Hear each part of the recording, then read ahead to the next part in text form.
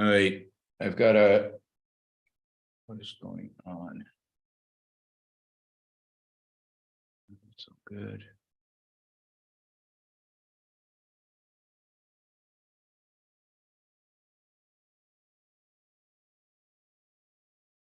Say something, Jason. Testing. Oh, that's working. Okay, so why is this?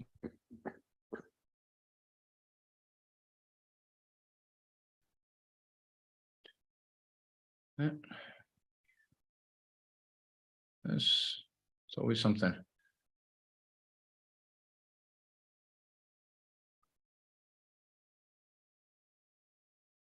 All right, we'll just jump in. The music for some reason is not playing. You can't hear anything, right? I just hear you. Yeah, I have no idea why that is not filtering through, unless let's just make one. That is right. Should be. All right. We will do that next time. All right. Welcome everybody to On Book Show. Thanks for joining us this evening. It's Thursday night, February 9th. Thursdays, we do interviews. So I am particularly happy today to have Jason on the show. We're going to be talking about all things progress. Jason is the founder of The Roots of Progress, which is a nonprofit dedicated to establishing a new philosophy of progress for the 21st century. He writes, speaks about the history and philosophy of progress. He's writing a book. And he is being a technology founder and started a few companies. He has also worked for a bunch of relatively big, one very big tech companies as an engineering manager. So, Jason, welcome. Thanks a lot. It's great to be here. So let's just jump right in on this issue of progress. Let's first define what it is. What do we mean by progress? Yeah, sure. Well, in the broadest sense, if we have, a humanistic standard of value, then progress is anything that we do that helps advance our ability to live our lives. Longer, healthier, happier lives, lives with more freedom and choice and opportunity, lives of thriving and flourishing. I break it down into three big categories. One is material progress, sort of technology and industry. Another is progress in science and the growth of our knowledge. And then the third is progress in morality, society, and government. Now, sometimes when we talk about progress, we use that term to mean more the first and a little bit of the second. So sometimes we use progress in a narrow sense to mean, well, all of the huge growth in world GDP and science and technology and industry have advanced, and you can just see it on the charts, right? It's more of an economic thing. Sure. But I think in the broadest sense, you would include all the advances in morality and society as well. And Steven Pinker does that right in what's the book? Enlightenment Now was his big. Enlightenment Now, that's right. Where he talks about moral progress. I mean, I don't know that we define morality exactly the same, but generally, broadly speaking, he documents, for example, the decline of violence. Yeah, so that was actually his previous book, The Better Angels of Our Nature, was all about just the decline of violence. And then his book after that was Enlightenment Now, was more broadly progress across the board. So this is progress, and as you said, at the end of the day, it boils down to individual well-being, individual ability to pursue their happiness and to live a happy life and successful life. Why is it, and I think the graphs, as you described them, the graphs show this, and arguably this is somewhat true about moral and certainly political progress as well. Why is it that for such a long time in human history, we didn't have progress? I think the simplest reason is that progress compounds. Progress begets progress. And so the more we make of it, the faster the rate of progress increases. So if you look at this quantitatively, if you take world GDP or GDP per capita or whatever you want, and you plot it on a graph, you will find that it grows faster than any exponential curve. If you try to fit it to an exponential curve, an exponential curve would have a constant percentage increase each year. right? But in fact, what happens is the percentage increase over time itself increases. So we're growing at higher terms in percentage terms, now than we were a few hundred years ago. And so I think you can see this compounding. Basically, I think the compounding comes because there are these reinforcing feedback loops at almost every level. So technology itself allows us to build more and better technology. Machine tools allow us to build better machines, right? Computers allow us to design, better technology and communicate about it and so forth. There's a feedback loop between technology and science. Technology helps advance science, and then science helps create new technology. There is a feedback loop in terms of wealth generation and wealth surplus. As we make progress, we generate more wealth. We have more surplus to plow into R&D, which then it lets us make progress faster. There is a feedback loop with regard to population. The more we progress, the more we can support a larger population. The more the population grows, the more brains we have to make progress. And at the deepest level, I think there is a feedback loop in terms of ideas. The more we advance in terms of science, the more and technology, the more we can figure out explicit and ultimately epistemological methods for making science. And perhaps at the deepest level, the idea of progress itself. The more we make progress, the more people believe in it, at least until the mid 20th century. And the more people believe in it, the more they actually try to go out and make it. And so there's a feedback loop at that level as well. I mean, all that sounds right, but it does sound a little deterministic. I mean, there are periods in history where progress declines, right, and where progress goes backwards. I mean, obviously, the fall of Rome is a period where, by every measure, progress, but at least in the West, declines. So what is your sense? What drives that? And to what extent is that a risk we face today, given how many of these feedback loops and how many of this reinforcement exist today? Yeah, so it's certainly not deterministic, and it's certainly not one way. So in particular, I think that I have become convinced after long study that progress has actually slowed down a little bit in the last 50 years or so. Mm-hmm. I think progress was actually a lot faster about 100 plus years ago. In particular, the period from about late 1800s to early 1900s, maybe if you just want to pick a really round number, you could say like 1870 to 1920 or so, was an extremely rapid period of invention. And the last 50 years just don't compare, even though we've had some amazing things in the last 50 years. We've had computers and the internet, and all of that is a huge deal, and I don't want to downplay that or dismiss it. But in the equivalent period 100 years ago, again, like about 1870 to 1920, we also had an equivalent revolution in communications. That was like telephone and radio. And then on top of that, we had a revolution in energy with electricity. We had a second revolution in energy with the internal combustion engine, which led to a revolution in transportation with automobiles and airplanes. We had a revolution in applied chemistry, which gave us things like the first synthetic fertilizer and the first synthetic plastics. And we had a revolution in with the germ theory and health efforts that gave us some of the earliest vaccines, water sanitation efforts, and really were bringing down rates of infectious disease mortality. So you had all of those things stacked on top of each other in that kind of late 19th, early 20th century period. And I think the last 50 years, for all of its progress, just doesn't compare. So, what has happened in those last 50 years? I have basically three sort of top hypotheses. Number one, the growth of the regulatory state and sort of the overburden of that regulation. Will not be surprising to you or your audience. Number two is the centralization and bureaucratization of funding for research and development, and particular, especially for basic science, that kind of got concentrated into a small number of federal agencies.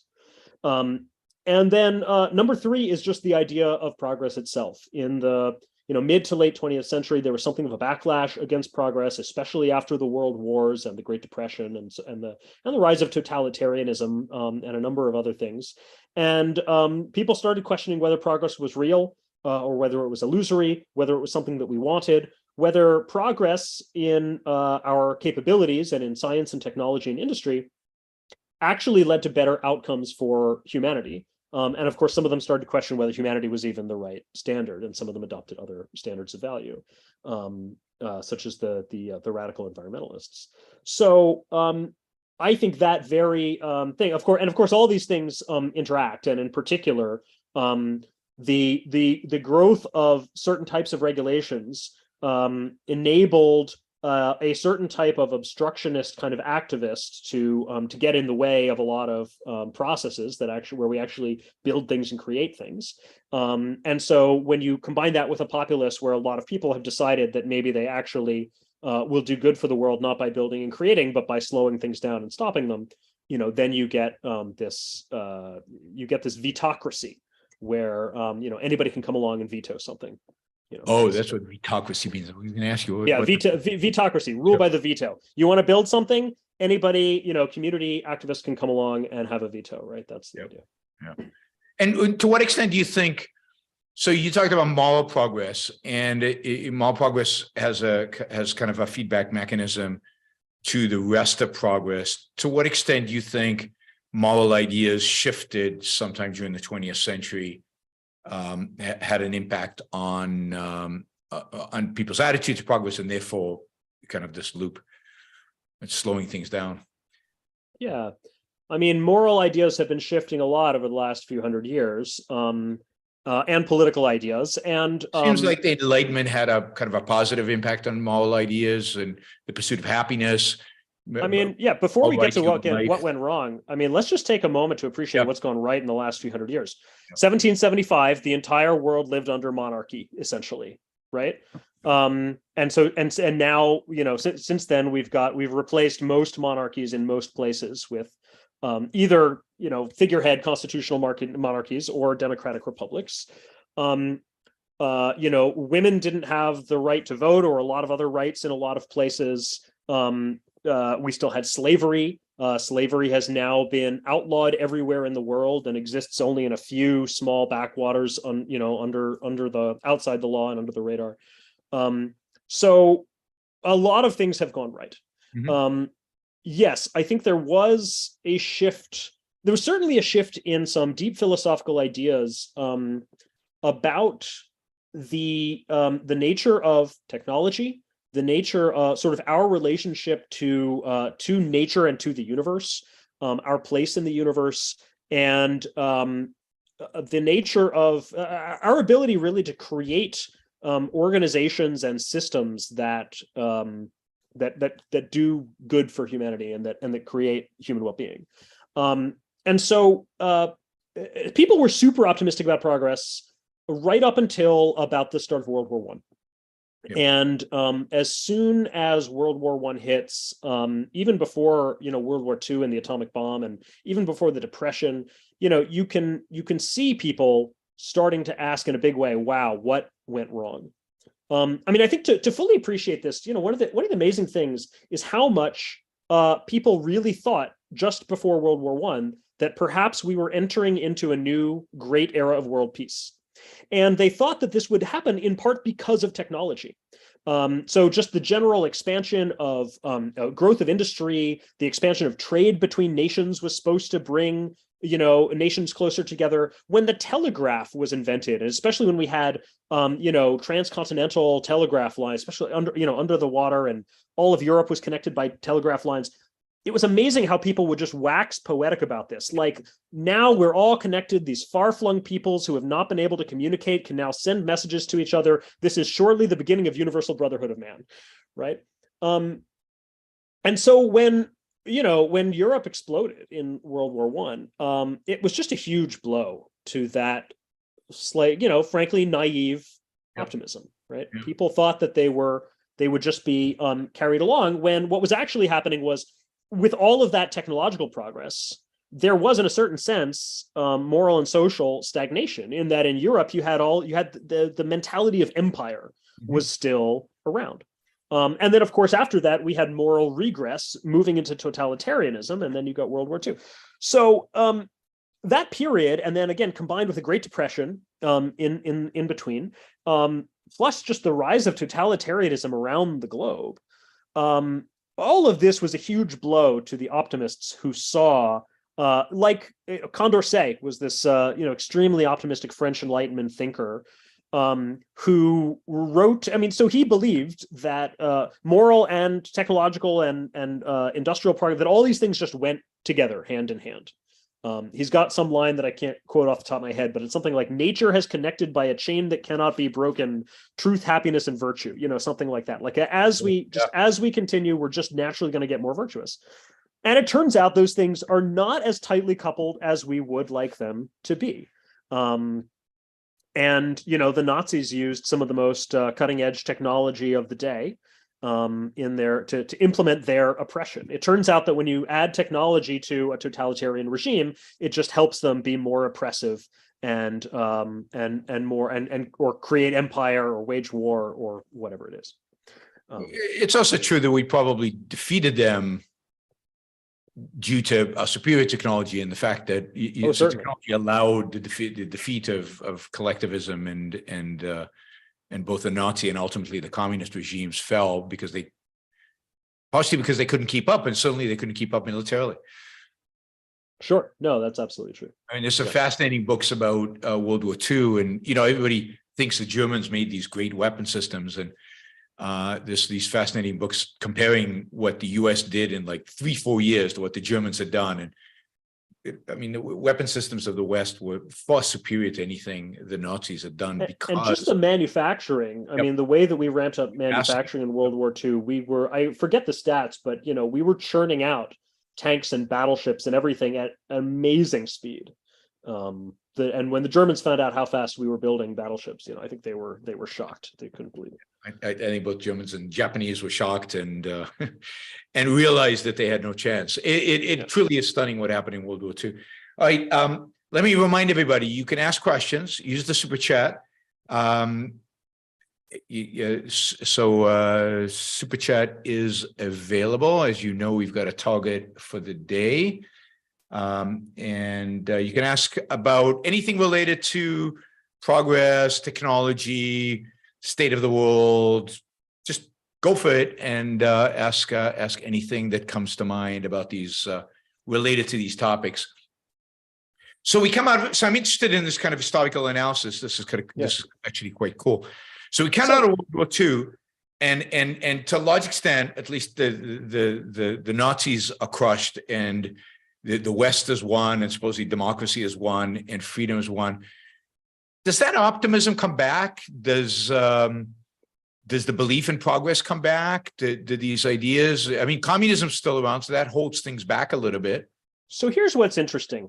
So I think what happened is actually something like this. Even before World War II, going back to the 20s or even earlier, even pre-World War I, you started to get this idea that the best way to run everything was quote unquote scientifically.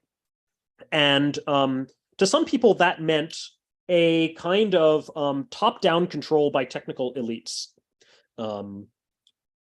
In the especially in the 20s and 30s and around this time and going into World War II, I think a reaction to what was going on in the world. So a lot of people were starting to think, well, look, we still want progress, but we can't trust it to the chaos of democracy and free markets. And so we have to have a more top-down control. And so progress needs to be achieved by, again, this technical elite that will basically run things. There was this phrase, I think, was it Walter Lippmann who used this phrase that democracy needed to be for the people, but no longer by the people. And that was the idea. And so mid-20th century, you got this very technocratic era. So if you think of the decades during and after World War II, what were the huge sort of examples of progress that you might point to?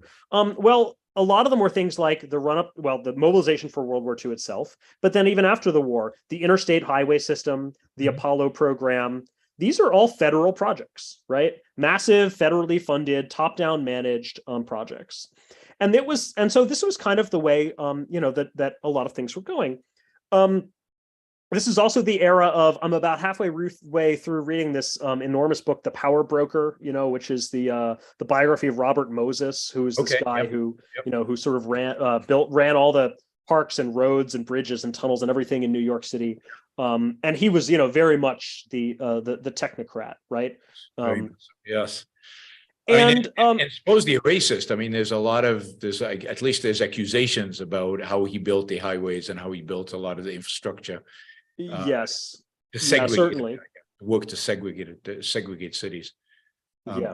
So I think what happened was in the mid to late 20th century, you got this rise of sort of people who were questioning a lot of things that were going on. And I think in part, they were starting to question industry and, science and progress itself. So you got the environmentalist movement, right? Which was looking at, all sorts of grievances, pollution and pesticides and, nuclear radiation and all kinds of things. Rather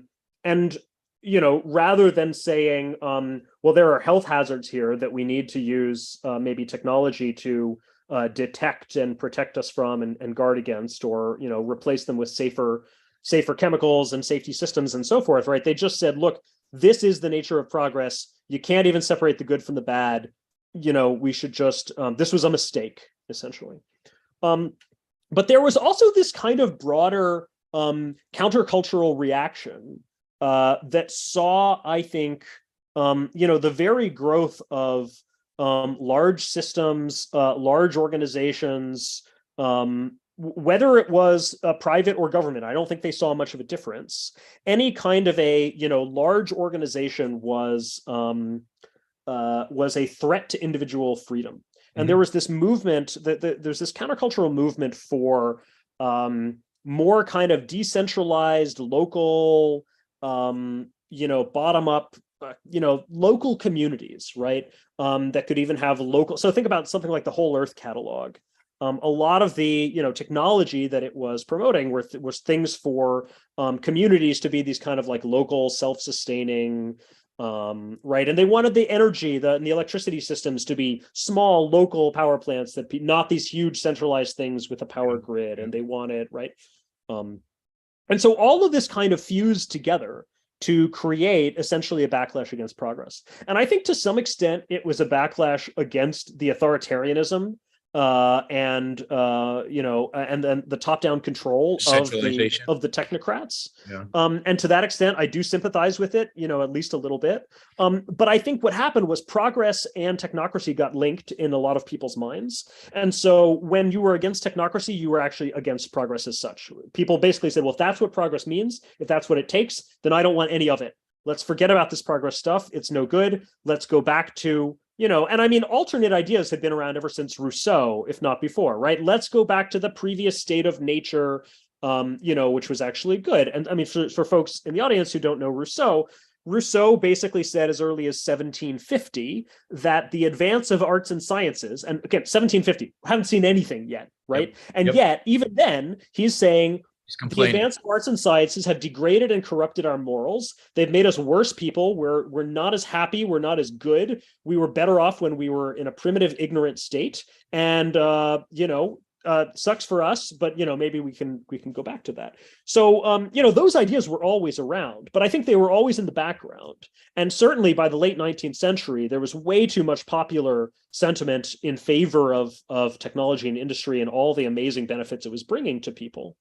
That people could see coming into their homes, right? Light bulbs and refrigerators and automobiles and everything. That those voices, those reactionary voices against technology just kind of got drowned out. But then in the post-World War era, where the optimists themselves have been dealt a blow, they're not as confident anymore. Everybody's wondering what the heck happened to progress. Everything was going so well. How did things go so wrong? Then there was this opening for this alternate explanation to come in and say, actually, progress was the mistake, and we should stop it. Or the more watered down version is, well, let's slow it down and let's be really careful about it, and so on and so forth. So I wonder if you think that it's true that at least to some extent shifted maybe in the 1990s. If we think back during this period, right, in the in garages in different places, right, people are starting to tinker. And so while you have the technocrats and all these people doing what they do, you also get the guys leaving Bell Labs and founding ultimately Fairchild Semi, and then ultimately spinning off everything. Silicon Valley basically spins out a Fairchild Semiconductor, and something happens that whole new technology is basically invented almost stealthily, right? I think the culture doesn't even realize it's happening. Now I was growing up in the 70s, but I was a kid. I certainly didn't know until a computer showed up in my classroom. Oh my God, what is this, right? And probably in the late 1970s. So that happened, but then it seemed like to be embraced by the culture sometime in the early 1990s, and maybe during the 80s and 90s. And then there was a very brief period of optimism and around tech, which I think came crashing after 9/11. But I think 9/11 kind of that optimism in American culture dissipated. So kind of put into this context, the kind of this historical context, the role the tech industry played and how it kind of grew during the second half of the 20th century, at least.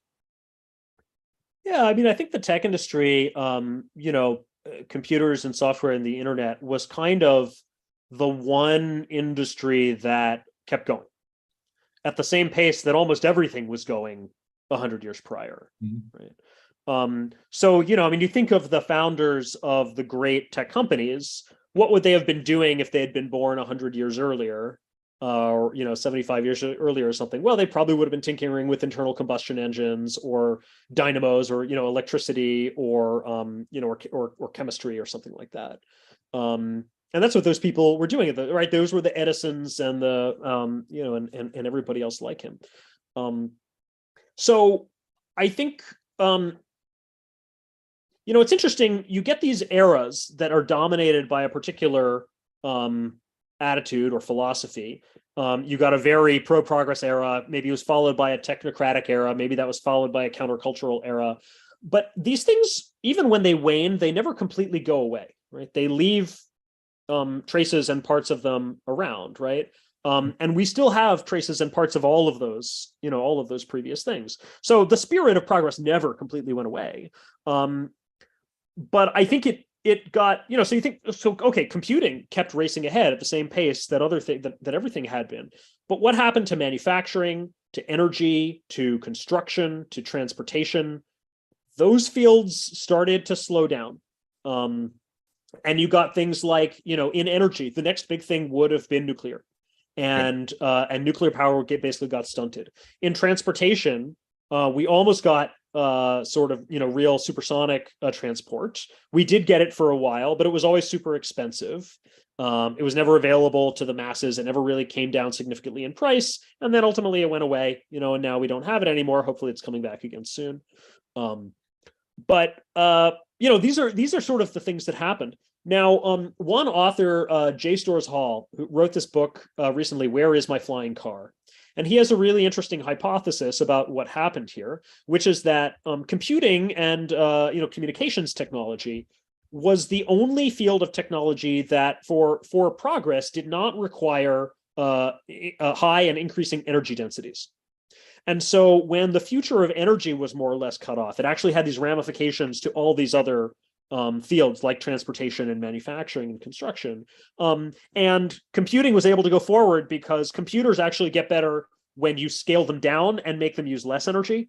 Then they can go faster, which is unlike almost any other, right? That's because it's an information technology rather than a physical. It's bits rather than atoms. So bits get better when you scale them down, and you always trying to use less and less energy per bit. Whereas everything else, you tend to, if you look at the history of transportation, right, we're using more and more energy to go faster and faster and push higher loads and so forth, right? And is the explanation for the lack of progress in nuclear the same as you gave for the lack of progress more broadly?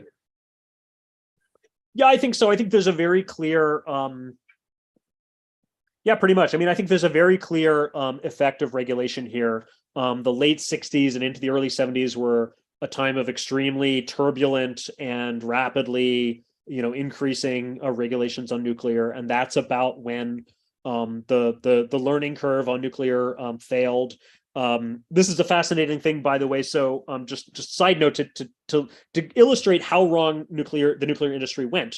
Pretty much every new technology starts out expensive and gets cheaper as you build more of it, right?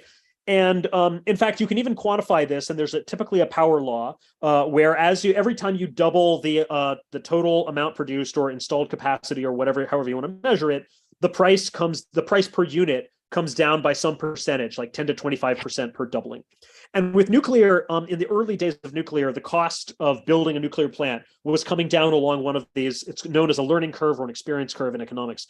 And so it was coming down along one of these curves, pretty steep one, 25% per doubling of capacity, until about 1970. And at that point, the learning curve inverts and things start to get more expensive per unit the more we build, right? So we got negative learning.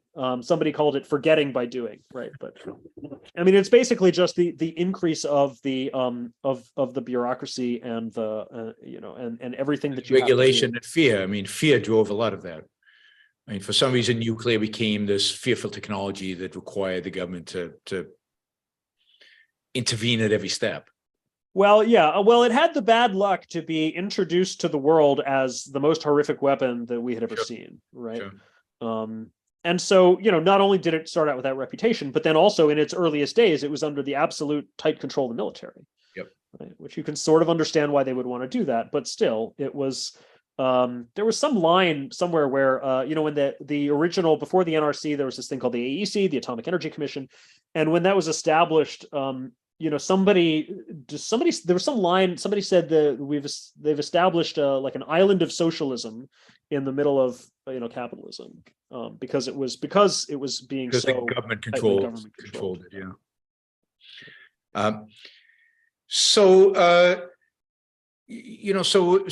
at a point now, you said progress has slowed significantly over the last really 100 years since 1920. The internet and technology are one area in which we've seen growth. Tyler Cowen, who agrees with you about the slowing down of growth in the last 100 years, or at least in the last 40, 50 years, he's now turned optimistic about the future. So he believes we've hit a kind of a turning point, and we're going to see accelerated growth into the future. Do you see that? Do you see any reason to believe that? And where's Tyler getting this from if you don't agree with him? Yeah. I think it's possible. It's possible that we'll end up making rapid progress again in spite of ourselves. I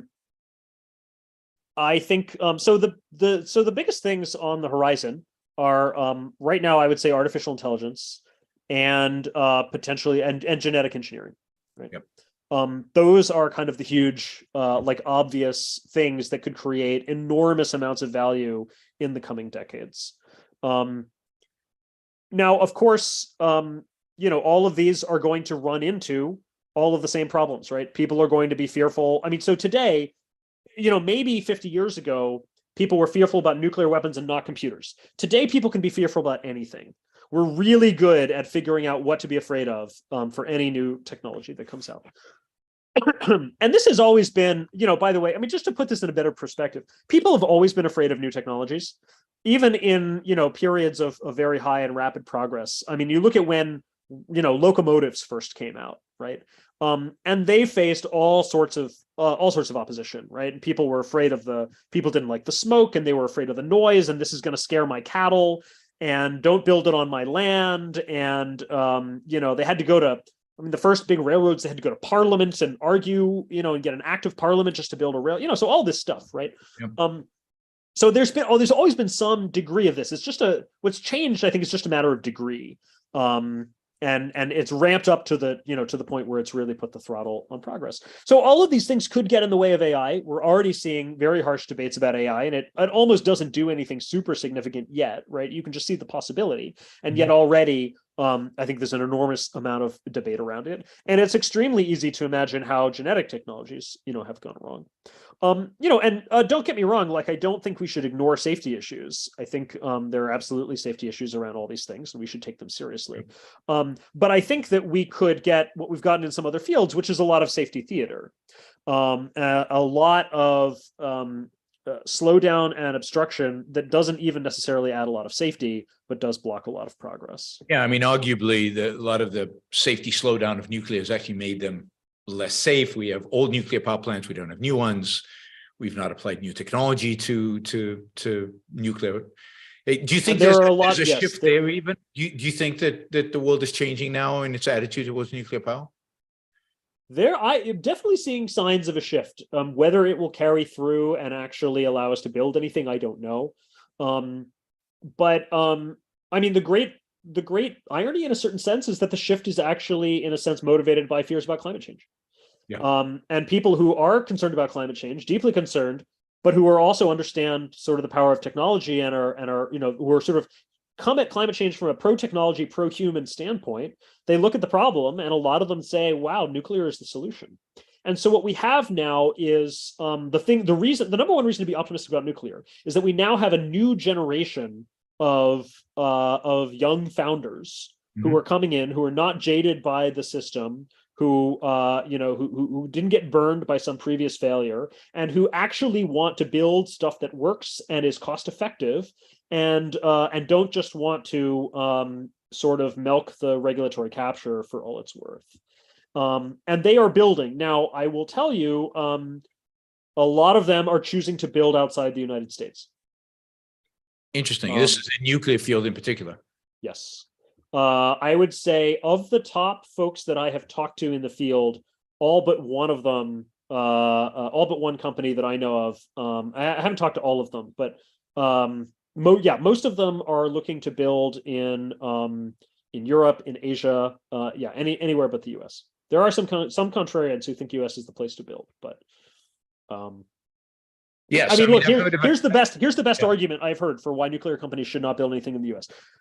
The US NRC has essentially not approved a new project that's gotten to completion in their entire existence, right? Since 1974 or whenever they were created. Yeah. Not a single thing has gone from beginning to end. They literally do not know how to approve projects, whether they want to or not. Yeah. They don't have the experience doing it, right? Yeah. So if you want to build nuclear, maybe you should go to some regulators who at least have approved something in the past, right? At least know what that looks like, know how something might get through their process, right? Yes, I mean, it's interesting. I just read that the Canadian regulators just approved one of these small nuclear power plants to actually be built in Canada. There are projects in the Netherlands, there are projects in Scandinavia, there are projects in all these places that are considered quite socialist from the perspective of Americans, but where regulators are far more open to innovation than it seems like that American regulators are. People don't realize the burden. I don't think people have a real sense of the burden of regulation that exists in the United States. So when NuScale went to get their advanced nuclear reactor design approved, it took them something like 6 to 8 years and $500 million just to go through a design approval program, right? We're talking like, I forget, something like millions of pages of documentation. Maybe it was only 250,000. I don't remember all the stats, but it was just enormous. And they could only do it because they had enormous amounts of funding behind them, obviously, right? $500 million. And by the way, this is just for a design certification approval. So that does not allow you to actually build the thing that you have designed. It just certifies a new design. Now, to actually build the plant, you have to go get a construction license. And if you get a construction license, that doesn't allow you to operate it. You have to get an operating license, right? Although you can apply for a combined construction and operating. But there's just layers upon layers of this stuff. So what's And what it means is that nuclear is expensive, right? Sure. And so the problem is nuclear can't compete on in the market because you literally can't make a profit on it. Because of these regulatory costs? How could they? In fact, the irony is the only place that nuclear can get built in the United States is in the South, where the states still have state monopolies over electricity. And the way that they do it is they just jack up the prices. Essentially, they start charging customers more for electricity that they're not even delivering yet, or that they start charging customers more per kilowatt hour in order to finance the construction of new stuff that isn't delivering yet, right? And that's the only way that they can do it when you've got that control. So how do we shift this? How do we change this? How do you change the attitude? So part of the goal of the Roots of Progress is a new philosophy of progress. How do you see that evolving, and how do you see the path to convincing people to change their minds about these things and to see a real shift? Yeah. Well,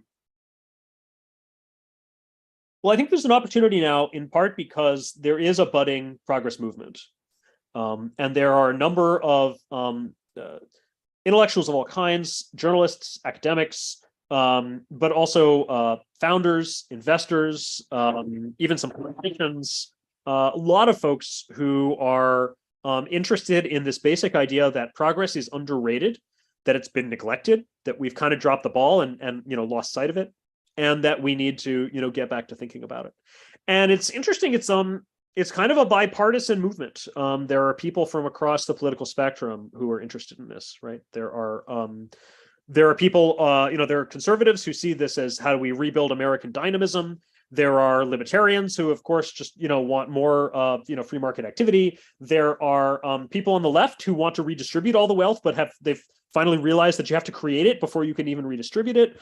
So there's this sort of cross the spectrum community that is building. And so you've got folks like Tyler Cowen at the Mercatus Center. He and tech founder Patrick Collison wrote this article in The Atlantic a few years ago, calling for a new discipline of progress studies, basically just saying, again, it's underrated, it's understudied. And that really kind of kicked off and galvanized this movement. And so now people just call it the progress studies community, or the progress community. And so that just the energy around that is one of the most interesting and hopeful things. There's now, so in addition to my organization, the Roots of Progress, there is now a sort of roughly quarterly online magazine called Works in Progress, just for articles and journalism about this. There is actually a DC policy think tank called the Institute for Progress, focusing on what policy changes we can do to unblock things. And there's just so there's just a lot of interest. So that's the number one thing. I think how do we change it? I think change needs to come at multiple levels at once. So at the deepest level, what I and my organization are doing is we are working on establishing a new philosophy of progress for the 21st century. We're taking a look back at what happened in the 20th century, where we got a lot of fear and skepticism and doubt about the very idea of progress. And we want to restore a sense of humanism, that humans and human well-being are our ultimate goal and standard of value here, and also a sense of human agency, that hey, we actually have some control over our destiny. We are not subject to these forces of nature that are outside our control. If we build technology, we can make it work. It's not destined to collapse on us or to have horrible side effects that we can't foresee or control. We can actually do something. If climate change is an actual problem, then we can actually fix it, right? We don't have to just roll back all of industry and human consumption and confine ourselves to poverty or relative poverty. We can keep growing the economy and keep growing wealth, and we can find a way to solve any problems that might generate. So those are the really core basic ideas. And then at other levels, I think we just need people figuring out how to actually make a forward progress. So people figuring out what can we do in terms of policy, what can we do, all the way from reforming NEPA, the National Environmental Policy Act, to reforming immigration and letting more people come in and actually innovate here. And then, at the level of the founders and the technologists themselves, just keep making progress, right? Ultimately, it's actual examples of progress that that convince people that yes, this can continue, right? And when they see it, coming into their homes and making their lives better, I think that is a necessary, right? Otherwise you get into a vicious cycle where people feel like, what has even happened lately? How has my life improved? Yep. Do we really need more progress? Maybe we're done. Maybe all the great, the big things have been invented, right? And we need to just continually show people how much left there is to do. So to what extent do you think you need to go deeper philosophically in order to do that? I find that people seem to be blind to experience and seem to resist learning from experience, learning from the facts, because people, I don't think very many people appreciate the progress that has been made over the last 40 years. There has been a lot of progress, maybe not at the same rate as, 1870 to 1920, but certainly at a higher rate than it was in 1650 to 1700, and certainly at an amazing rate in terms of just the quality of life that people experience. Again, the internet, technology, the iPhone, computing have changed people's life. The fact that we can do this and people can watch it all over the world and at marginal cost of zero, but people have this lack of appreciation even for the progress that exists. So I think the first thing we need to do is actually teach that history. Yes. So I think people don't know that history, or it's not viscerally real to them, how far we've come and in how short a time, and what an amazing achievement that was. So one of my top recommendations would be the history of progress should be a subject that is taught in school. Mm-hmm. It should be, the history of invention should be taught in K-12. By high school level, I think you could be teaching the concept of progress explicitly, and at least by university, I think you could be teaching the philosophy of progress and what led to it. And this stuff, but even the basic facts of why do we need industrial agriculture? Why do we need big machines driving through the fields? Why do we need synthetic chemicals to help grow the food? Could we just do away with all of that? Why do we need to vaccinate our children against, measles and polio and COVID, right? Why do we need to generate energy? Why do we need any more energy, right? Maybe we should be trying to use less energy. Like if you had a historical perspective, I think, you would understand why we need all of those things. Yeah. So I agree completely with that. I travel a lot at universities and high schools, and the ignorance of kids about what life was like before progress, before industrialization, before the Industrial Revolution. They have no concept. They have no clue what life expectancy was then, but they also have no clue what life expectancy is today. They have no clue about poverty in the world. They think everybody's dirt poor everywhere except where they live. And it's the idea that extreme poverty has dropped to 8% is not something that they, you ask students and they say 40, 50, 60%, they think poverty keeps getting worse. The last 40 years have been bad. And a lot of that is because an opposite history is being taught, right? A Rousseau kind of inspired history that suggests that, the past was wonderful and everything is awful today. Yeah. There's a good writer on history of technology, Stephen Johnson, and he recently said that he looked through I think it was like a 20th century American history textbook. And, the word labor was mentioned like hundreds of times. Yep. And I think vaccines and antibiotics were mentioned like 0 times. And probably entrepreneur was mentioned 0 times. Right. But those were some of the biggest advances of the 20th century, right? So you say that people don't learn from facts and experience, which I agree. I'll say something about that, but first you got to teach them the facts. So if they don't even know the facts, how can they learn from them? But then, the second thing I would say is I think that, so you're right in a sense that people don't learn from the facts or from experience. In another sense, there's nothing else that they learn from. Yep. And so I think the resolution of that paradox is that facts don't explain themselves, right? Facts don't interpret themselves. So I think people do draw lessons from the facts, but which lessons they draw are contingent on who among the intellectuals steps forward with explanations and how good those explanations are and which ones take hold and catch the popular consciousness. Yeah. And so we need we need both. We need the continual fact of ongoing progress, and we need now the intellectuals to step up and to explain what that really means, and how we should interpret it and how we should think about it. And you see that as a big part of what the Roots of Progress as an organization is going to be doing? That is exactly what we are doing. Yeah. Okay. Now I know that you've just hired a new CEO. You guys are growing. So tell us a little bit about what the plans are, what she's going to be doing. I know Heike. It's Yeah, funny. that's right. You know the story right. of how I met Heike? No, I don't. This is God, this is 30 years ago. Heike shows up in Austin, Texas, and contacts me, and she says, "Oh," and I can't remember exactly how she did it, but we get together, and she says, "I was in a subway or something in New York, and by accident she met somebody else who was an objectivist. Heike is an Ayn Rand fan, and." She told them she's moving to Austin, and they told her, "Oh, you got to look up Yaron book." And so she was in Austin doing an MBA just as I was leaving Austin, and we met. That was, I think, 1991 or 1992. So it's been a long time. But yeah, she's fabulous. I mean, what a great hire. I'm shocked that I didn't think of her when you asked me about a CEO for Roots of Progress, but she's perfect. It's a well, thank you. I agree. So yeah, so for folks in the audience, Heike Larsen is the new CEO of my nonprofit. She just started full-time less than 2 weeks ago, so she's just getting ramped up, and she is fantastic. She's amazing.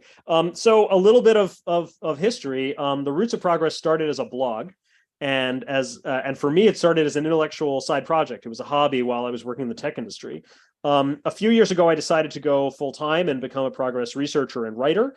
And so it became my full-time occupation. And initially I was supported by grants from various folks. My first check was from Tyler Cowen and his Emergent Ventures Fund. And so eventually I created a nonprofit organization, really initially as, frankly, the Jason Crawford Show. It was just, it was a way to fund my own work, people who wanted to support me. It was a way to do it. But in the last, year or so, it became clear to me that there was a lot of energy and opportunity for something much bigger than just me, for an organization that would really create the intellectual foundations of the progress movement, and that would support, dozens and eventually hundreds and more of progress writers, not just myself. And so that is the big ambition now, to really create the intellectual foundation and the community around this new philosophy of progress. And so we've brought on Heike as the CEO. I am the president of the organization and essentially the kind of intellectual leader and spokesman. I'm going to be devoting most of my time to writing a book on progress, which I've been working on.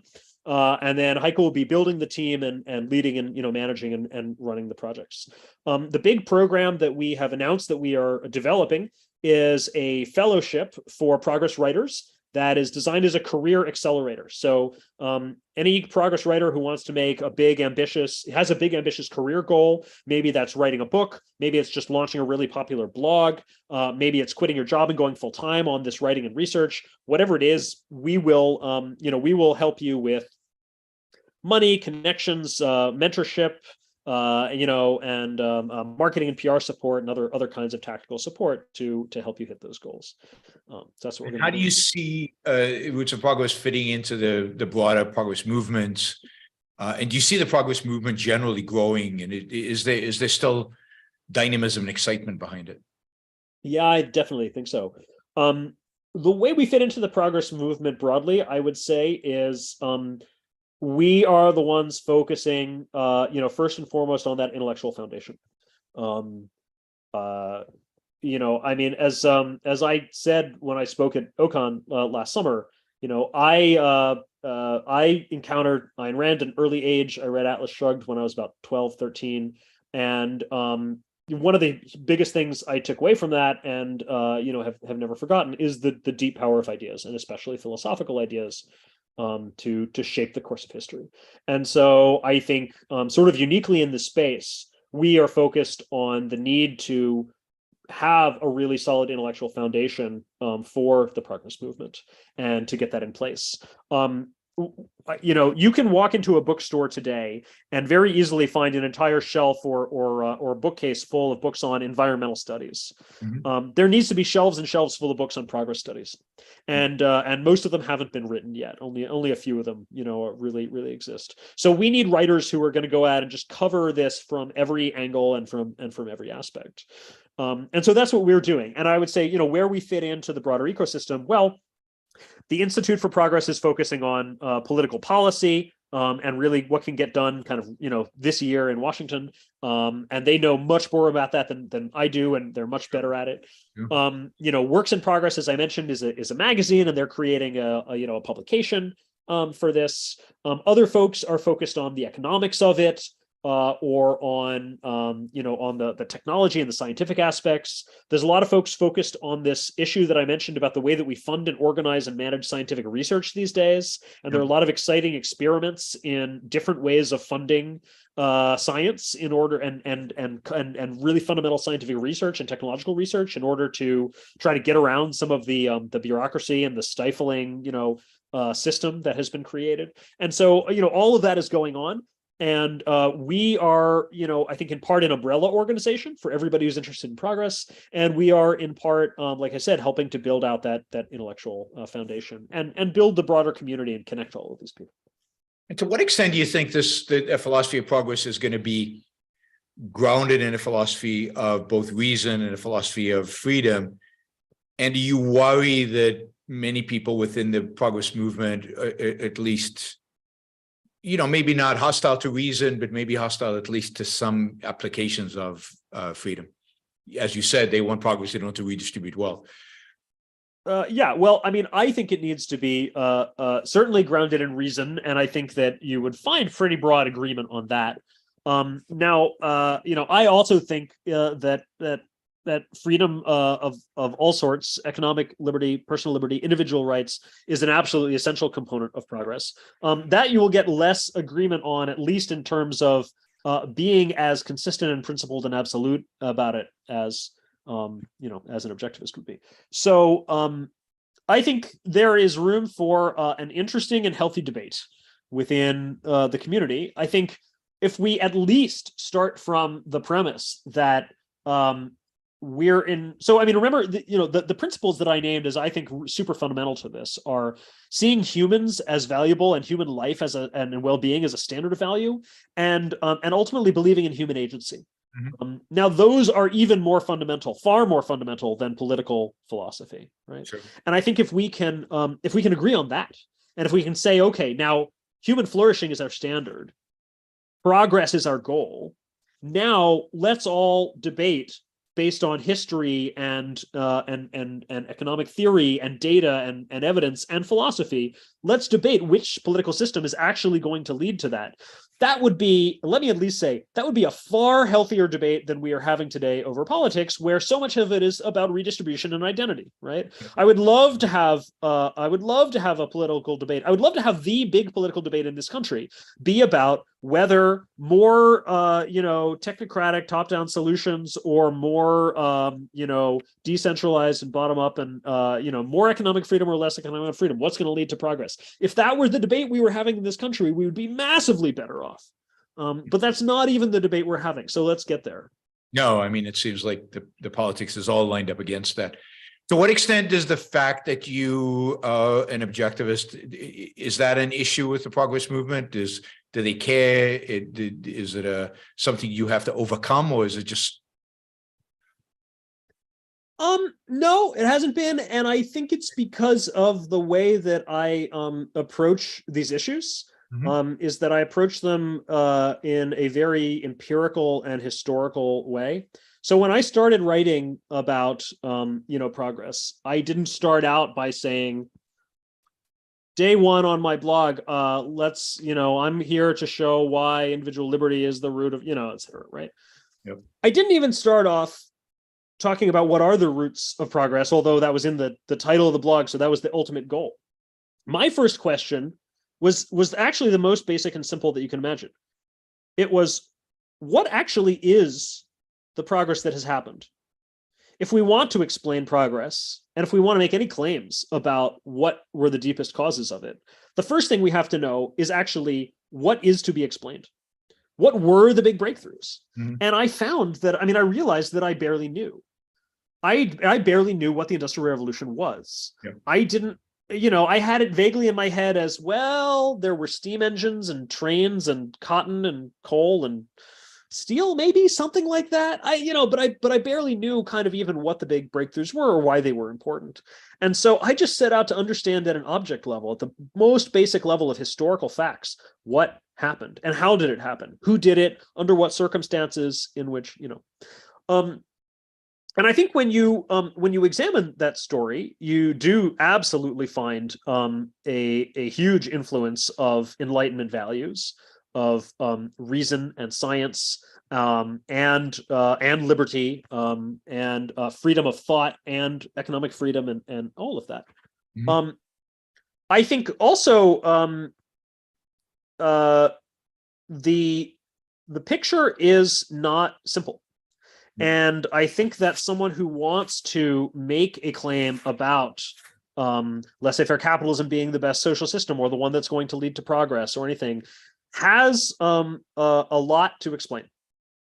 And I also think that a lot of the challenges that did arise in the 20th century are difficult ones to resolve, even if you are starting with a rights-based framework. I think the tragedy of the 20th century is that we didn't even attempt to solve those problems in a rights-based framework. We solved them in an extremely ad hoc and an extremely unprincipled way. And ultimately in the US, at least, and really throughout the rest of the world, we solved them through micromanagement, right? But there are really tough questions of, who is liable when a drug company releases a drug onto the market that turns out to contain toxic substances and is killing people, right? Yep. Yep. Under what circumstances is the drug company liable, right? For the negligence, is it gross negligence? What exactly is it? No, I think that's right. Another example is, in the West in the late 19th century, there was a lot of law that started to deal with water rights. Water is not easy to figure out in terms of rights on rivers, rights on lakes. And there was the beginning of law trying to deal with that, because as ranchers and farmers got into conflict and cows are pooping in my water and at some point the government just took it all over, and water became a common resource, and therefore the law stopped dealing with it. So today you have to reinvent or reconceptualize what it would look like to have private property over water, where we were heading in that direction. That was the evolution kind of a free market. And there's a lot like that. There's a lot of issues where progress just stopped in a legal sense, from the legal perspective, working out all these kind of details. What happens when you build a nuclear power plant next door to me, right? Do I have no say in it? Do I have some say in it? Do I, right. And I don't think you can fall back on, if anybody harms anybody else, then they can sue and sort of get some, I think it's more complex like that, because there's the issue of threat. There is the issue of threat, and you should be able to deal with, reasonable, rational fear in some kind of preemptive way. But it's hard. It's not easy. How do you do that without violating rights? You're right in the sense that it's not an easy thing to do. Yeah. And instead of thinking through those issues, what we did was every time a problem arose, we just created another agency to send in inspectors, establish guidelines. You must do it this way. There's actually, if you want a really interesting example of something that went differently and that I think went fairly well, I wrote an essay on the history of factory safety. So in the early 20th century, there were a lot of accidents in all kinds of industrial, right? And workers had a pretty high, accident and fatality rate. And the interesting thing that happened was a big part of the problem was that safety was not really approached as a systemic issue, where you look at the way the plant is designed and you look at where accidents could happen and you figure out, what kind of, all right, we need to put a guard over this spinning blade and people need to be given this kind of safety equipment and so forth, right? Or they need this kind of training. safety was just seen as sort of a very individual issue. Well, if you slipped and made a mistake, then that was your fault and you shouldn't have done that, so they weren't seeing the impact that the environment could have. And what really drove the change was a change in the liability law. So it used to be that the way liability would happen was just through torts. If you got injured or if you died, your family would come forth and try to sue the manufacturer. And that was really difficult. There were lots of ways companies could escape liability. And so ultimately what happened was the law changed to a workers' comp system, which was just a no-fault system, which just said, look, we don't take this to court, except maybe maybe there's a lightweight process, but we don't try to determine who was at fault. If an accident happens in the factory pays out on a fixed schedule according to, a death is this many $1,000s and a lost, finger is this many dollars and so forth, right? And what that did was it did a few things. One was it drove a systematic focus on safety. So the company started investing in safety engineering, and they had safety departments and so forth. The other thing was we got insurance involved. And I think insurance is a highly underrated mechanism for dealing with risk and safety. Absolutely. Because the insurance agencies now had an enormous profit motive, financial incentive to understand the cause of accidents and teach people how to prevent them. And the companies could pass on that financial incentive by telling factories that we will reduce your premiums if you do the following key safety mechanisms, which is especially important, by the way, for the smaller shops, which are probably not going to have an accident very often just because they're tiny, right? Yeah. And so they might, if they're doing unsafe things, they might not even feel the problem for years, but they feel the impact to their insurance premiums right away. Absolutely. And so there's an interesting, within nuclear, there's one of the interesting writers on nuclear has a similar proposal to do a significant amount of the safety, driving the safety through insurance. I think that makes complete sense. Yeah. The problem with the regulatory agencies is essentially with regulation, all of the incentives are one way, right? So the regulator gets blamed for anything that goes wrong. Mm-hmm. They don't get credit if something goes right. Of course. And nobody blames them for the invisible things that don't happen, right? For the plants that don't get built, et cetera, and so forth.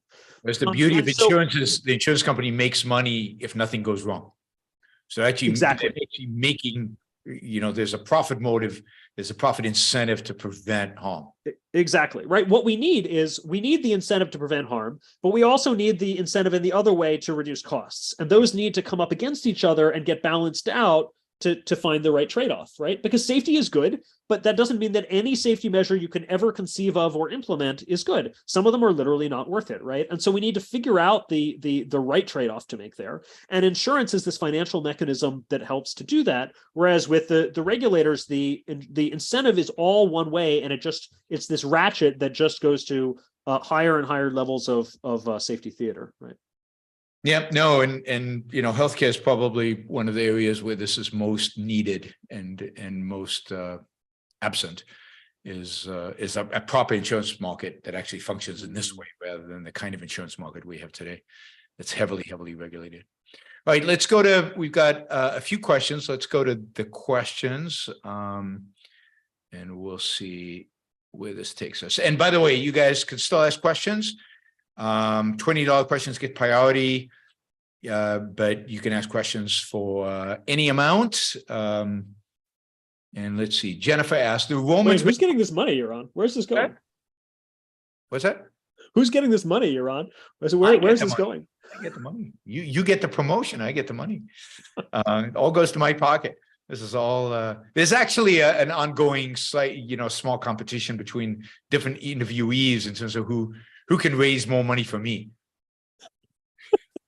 Okay, this is great. But if we get any $20 questions, you got to at least buy me a drink the next time I see you. There you go. Sounds good. You're on. We'll do that. All right. Jennifer says, the Romans made progress, but they glorified violence. I like to think that it is less true now. Is this a sign of moral progress? That we don't have the violence associated with progress? It is a sign of moral progress that we don't glorify war, certainly, and other types of violence. Yeah. And again, I think Pinker's book, Better Angels of Our Nature, is a good example of that. And it might be that the glorification of violence with the Romans, particularly the games and turning it into entertainment, was ultimately a sign of their decline, and ultimately a sign of their, that whole moral shift led to ultimately the fall of Rome. So, if morality shifts away from you towards more violence, probably the progress is going to go away as well. But yes, we don't quite have gladiators and lions and people slaughtering each other as entertainment. Right. Not quite. We don't torture cats in the street for fun, which is something, that children would do in the Middle Ages. I mean, there's the historical examples that Pinker gives in that book are astonishing. Stunning. Yeah, I mean, everything he said, it was like, yes, I know that. There was nothing that I didn't know in terms of the horrors, but it was like putting it all together and giving you the timeline. Oh, yes, I can now see the progress. I can see. I mean, torture of human beings, never mind cats, was something people went to see in the town square. And people, right. We're talking about people ripping out internal organs. Not only see, but participate in, right? Thinking of people in the stocks and they get stones thrown at them. And and so we made a lot of progress.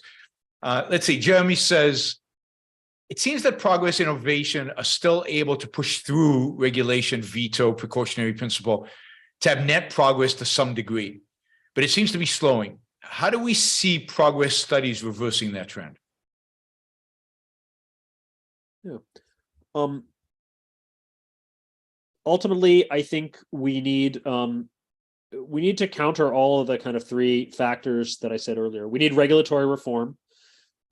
We need, I think, reform to the way that we fund and manage science and fundamental research. And ultimately, underlying all of that, we need a shift in the way that we think about progress. We need to believe in it again, and we need to gain our ambition back. I think the number one thing that is an indication of just how far we've come and why we're in trouble is the fact that if you think about people's vision of the future, we used to dream of moon bases and flying cars. Mm-hmm. And today, the most optimistic vision of the future that you will get out of the mainstream, other than a few weirdos like me, is a vision where we avoid disaster. So if we could stop climate change and prevent pandemics, and maybe, if we're lucky, relieve a little bit of extreme poverty in the worst off nations, that is like an optimistic vision of the future, right? But it's all the negation of negatives. Here are some bad things that might happen or that are happening, and let's make them not happen or avoid them, right? And the notion that we could have anti-aging technology and nanotech manufacturing and fusion energy and be settling the solar system and all of that is just like wacky sci-fi. You're like way out there, and I want that to be, once again, the mainstream vision of what the future could be. What did you think of Marc Andreessen's piece, Build? It's time to build. Yep, it's time to build. Instant classic.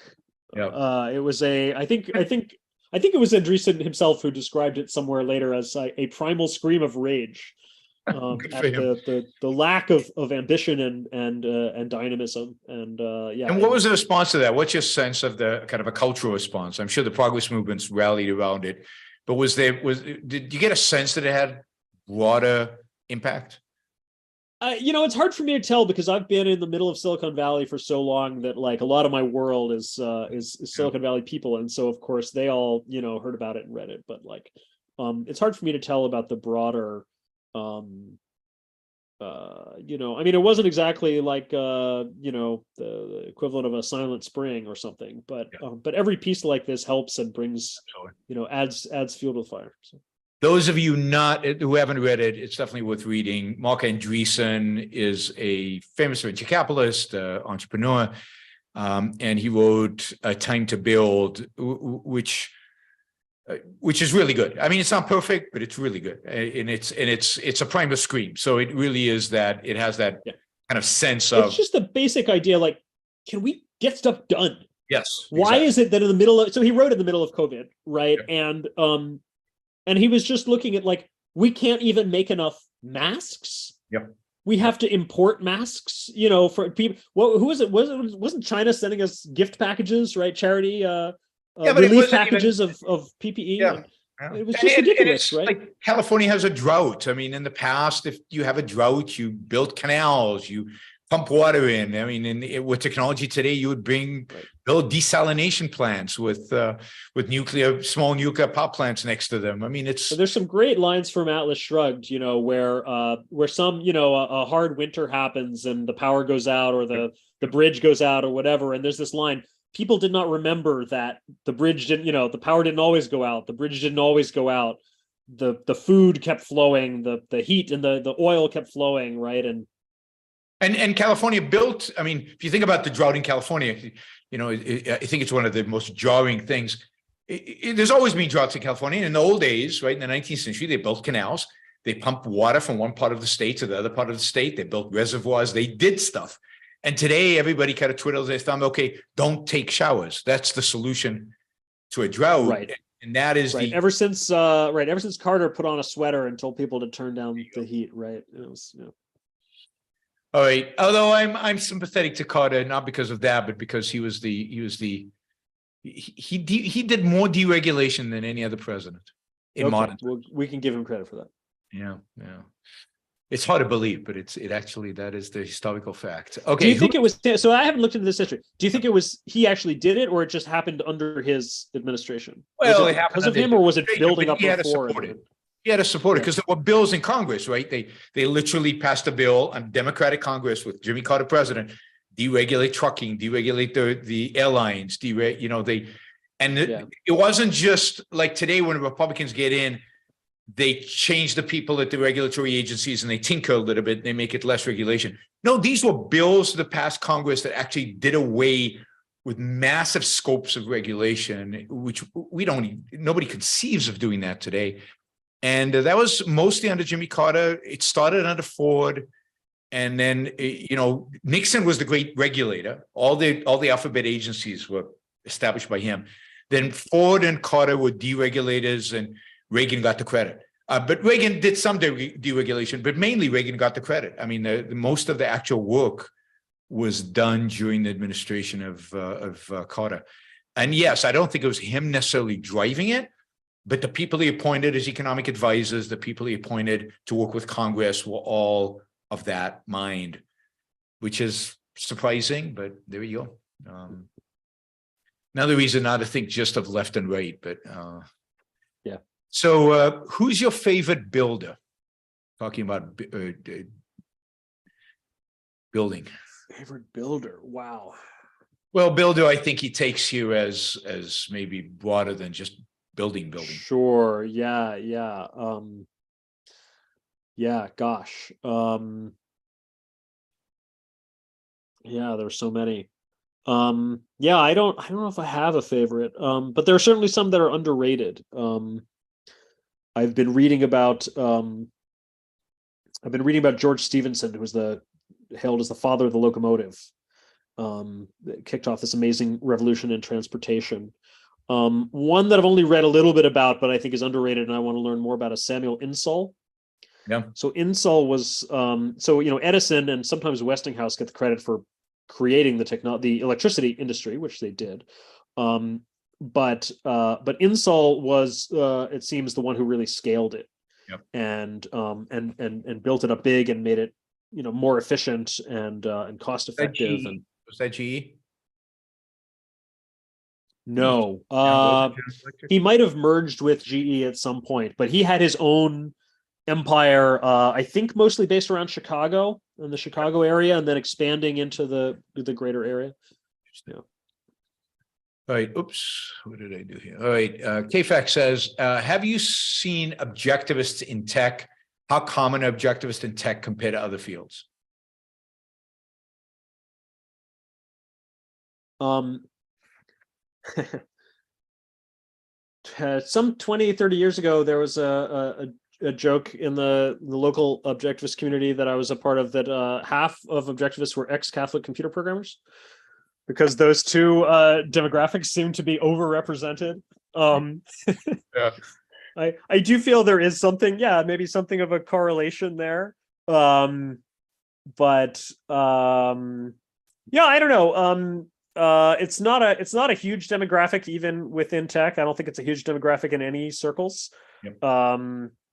And there's I do think that, by the way, that there are a lot of like stealth Ayn Rand fans. Right? Yes. People who kind of don't want to talk about it, but loved Atlas Shrugged or more fans more broadly. Oh, my views. I mean, I think every single one of the founding generation of Silicon Valley was an Ayn Rand fan. I mean, it's stunning to me. Stories are that Steve Jobs loved Atlas Shrugged. We know Larry Ellison did. We know Sam McNeely did.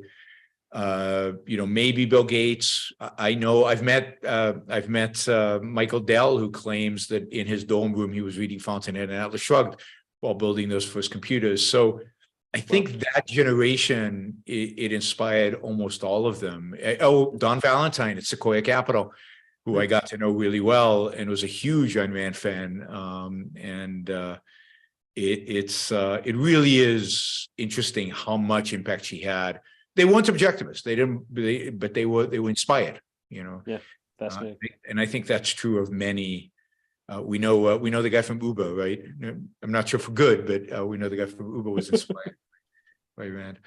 All right, let's see. John asks, at some point, will you consider developing curricula for teaching about progress? I will not only consider it, I've already done it. Yep. So I actually created a high school level course in the history of technology, which was commissioned by a private high school called the Academy of Thought and Industry. And I believe you can still go to their website and find it on their list of virtual course offerings. And I've been talking to them about how to make that even more broadly available. But I think it might be one of the courses that you can sign up for, even if you're not enrolled in the high school, and do it online. So definitely check that out. I absolutely feel that some sort of material should be created here. It's something that I definitely talk to with people. It's an ongoing thread of conversation. The challenge, of course, is not creating curriculum material is easy. Getting adopted is hard.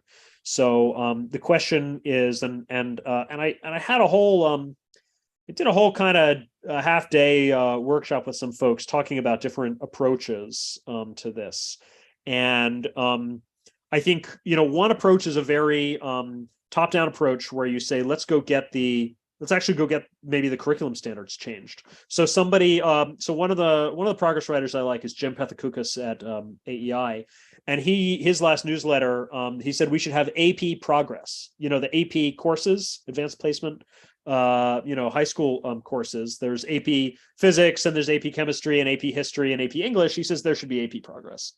And so I agree with that, at least in spirit. And so that would be one way to do it. Get an AP test or have it built into the curriculum standards at some state or national level. So that's a pretty top down, and I think maybe essentially kind of political effort. The other way to do it is very bottom up and just appeal directly to the parents, to the families, or just directly to the students, especially as they get old enough. And I think that's essentially a media effort. Could you make children's books, YouTube channel, TikTok? I don't know. I'm too old to know what the kids are, into these days. You're too old. What am I going to say? Yeah. But essentially media around understanding progress and the history and the current state of it.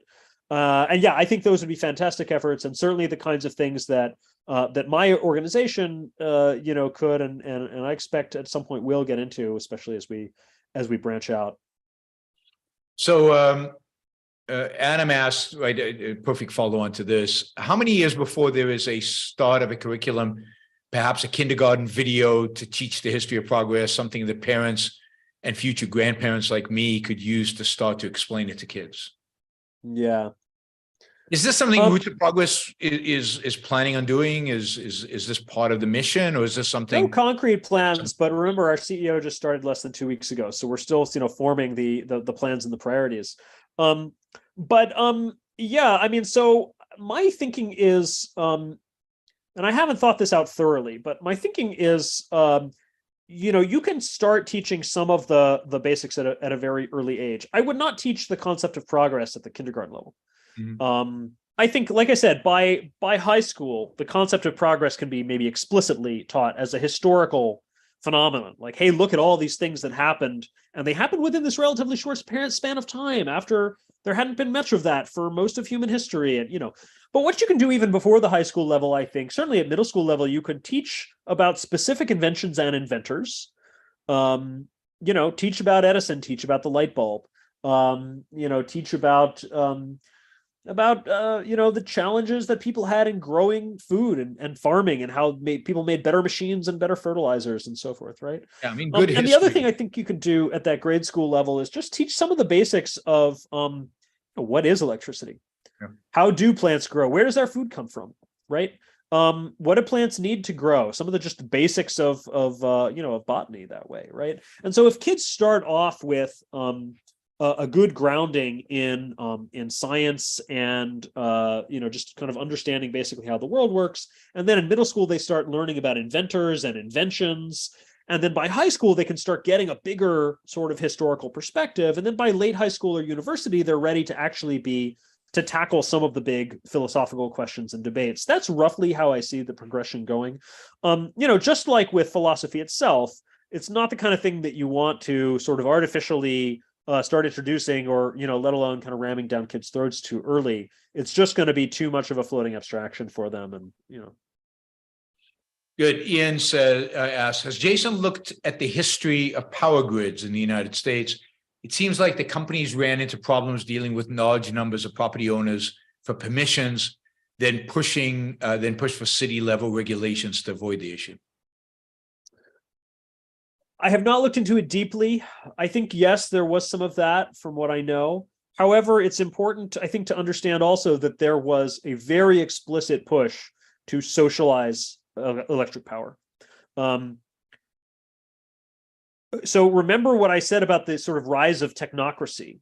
The 20s and 30s, right when the electric power industry was getting built out and deployed and going into rural areas and getting built out to the whole country, was also a period of where there was a lot of sympathy for socialism and for government planning and this was the way.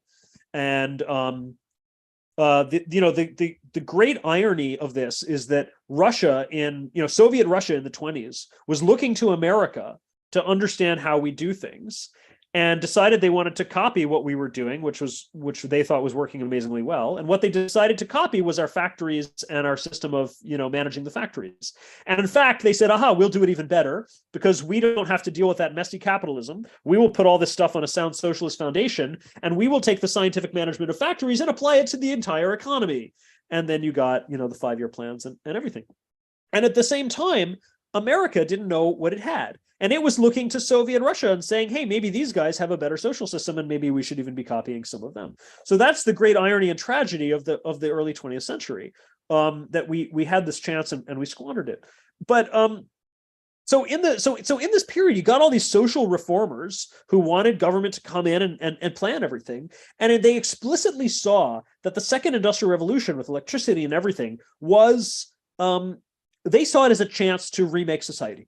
So they saw that the first industrial revolution had come along and had transformed the world. And in their opinion, it had not been transformed 100% for the better. We got these grimy, smokestacks, and we got these sooty factories and all this, dirty use of technology. And people were concentrated in unsanitary cities, and there was all this population density. And their view was this was done because, it was all in the hands of greedy capitalists, and nobody had any regard for human factors and human values. So now electricity is coming along, and they're saying, aha, we have a clean source of power. It can be distributed out to the countryside, so we don't have to concentrate people in dense cities. We can remake the world, and let's seize the chance, to do it, on the basis of what they saw as human values. And let's do it through top-down government control. And so there were very strong advocates of government coming in and taking over the power industry. And there were people who thought for practical reasons. I mean, the communists thought that the capitalists would never be able to build out the electrical power industry because it required too much central control. Yep. Electricity was a thing that was centralized, and then you built the huge power plant, and then you built the lines out everywhere, and you needed control over an entire region, and only a strong central government could do that. So they thought capitalism was going to fail and that they were going to be better at it.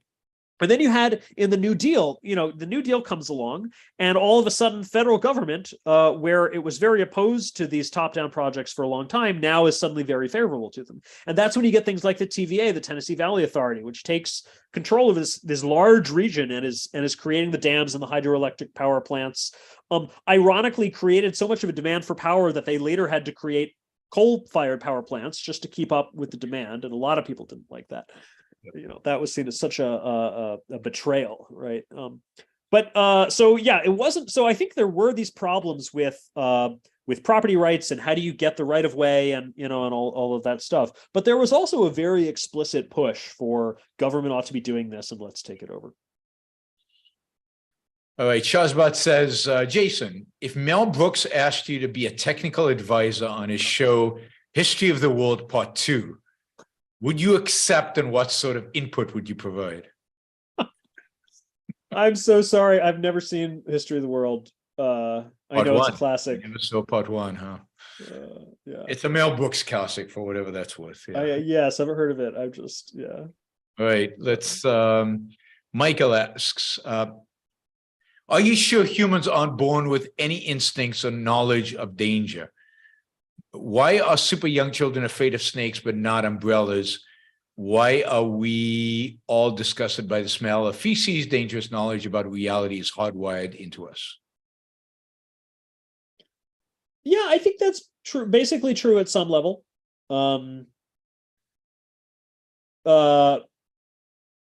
But the amazing thing about humans is that we have this conceptual layer which has the ability to look back on all of that and even override it, right?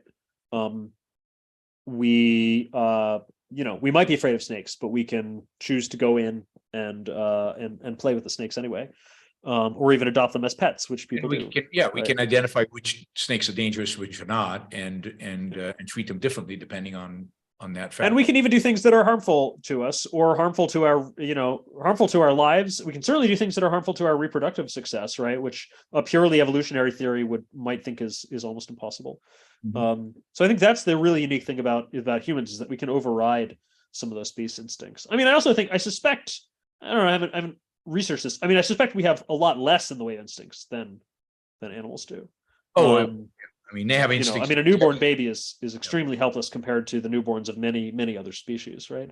But yeah, I don't think you have to say, oh, we have absolutely nothing that's built in. There's revulsion at bad smells, or even simple things like the baby sort of looking around for the nipple and sucking. I mean, all of that they do from day one, from hour one. So yeah, something's built in, but not an enormous amount, and it's overridable is the really key. And I think the philosophical point is what's not built in are ideas, but inclinations, fears, things like that, it could be built in. Again, I doubt that it's fear of snakes. It's fear of something, and part of what biology needs to figure out is what those things are. All right, Jupiter. Let's see. I find a problem with even having a simple conversation about progress and the immense benefit to our current standard of living.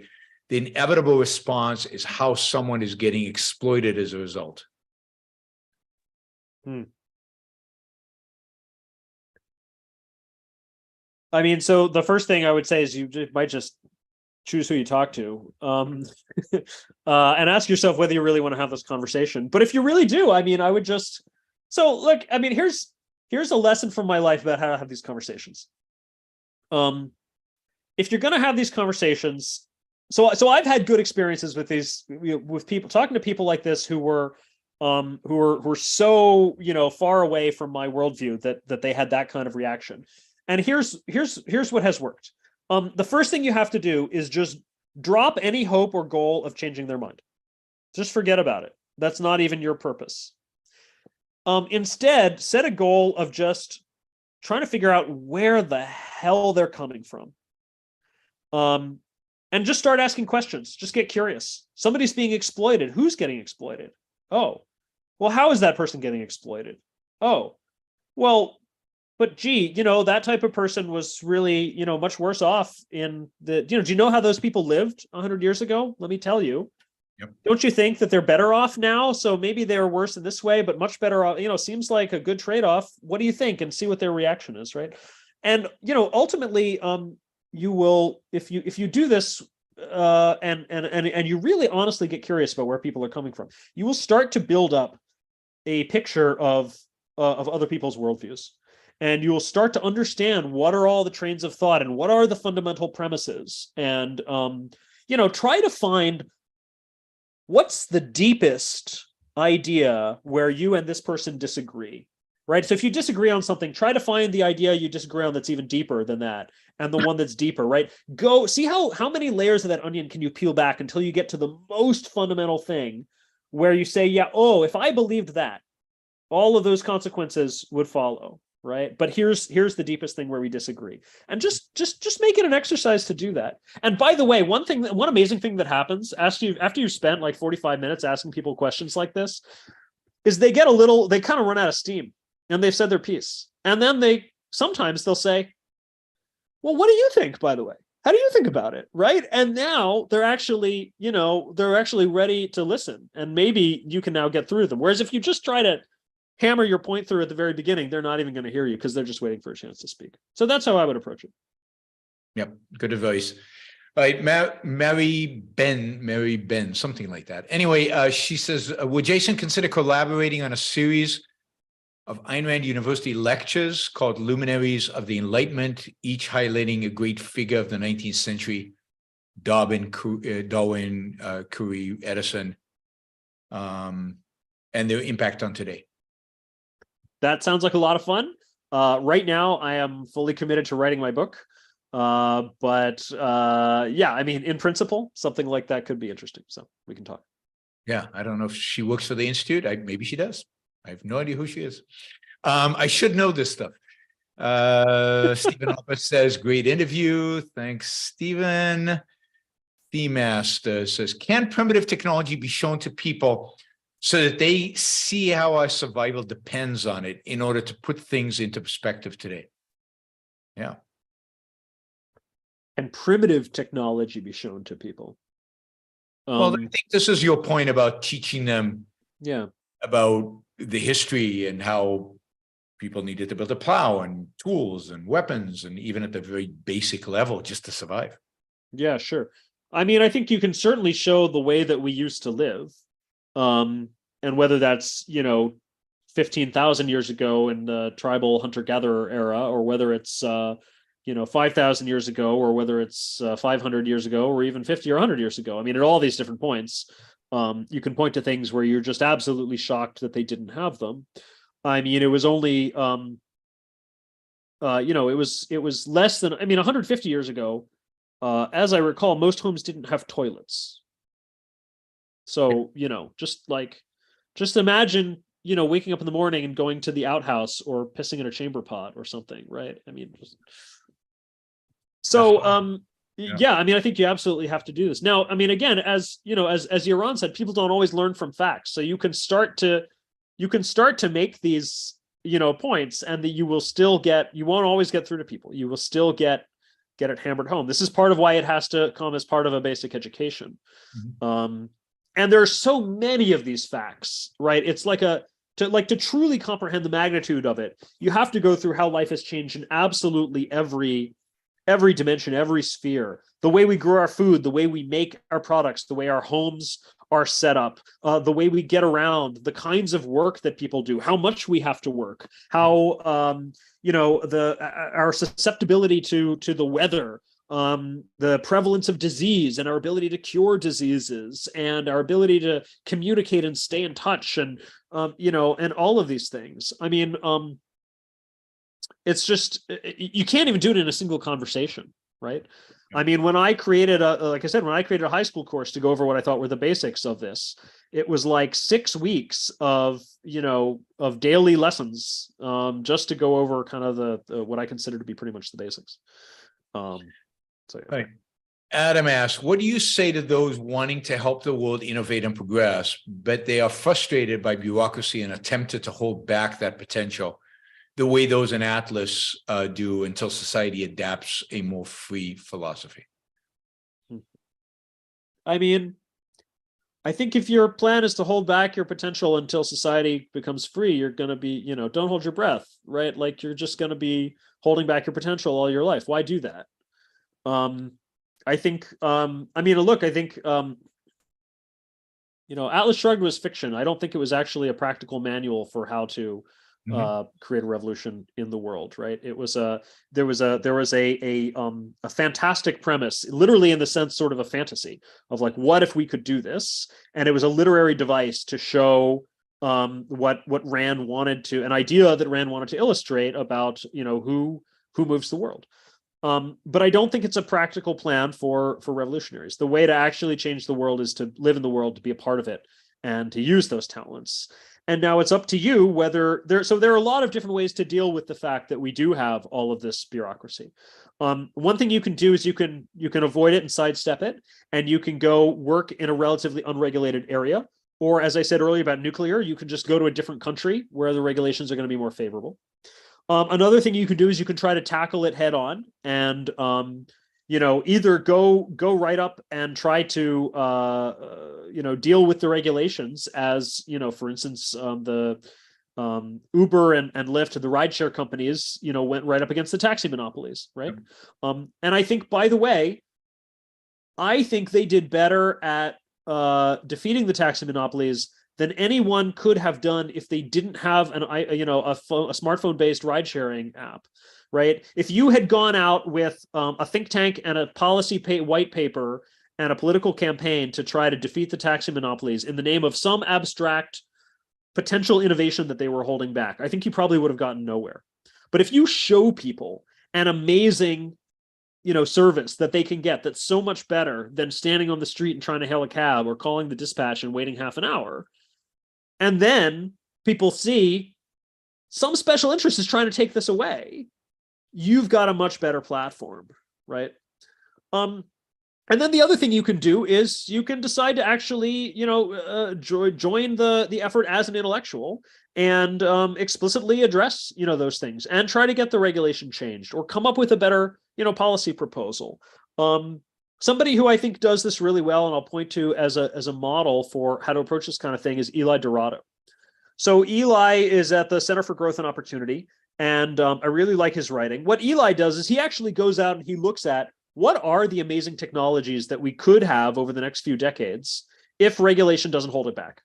And by the way, how might policy hold it back or is already holding it back? And what could we do about that? And just come up with a proposal. And then he shows people like, look, we could have this amazing source of energy. We could have this really cool transportation. We could have this and this and this. Here's what's holding it back. And here's what we should do about it. And here's a practical plan that someone could actually adopt.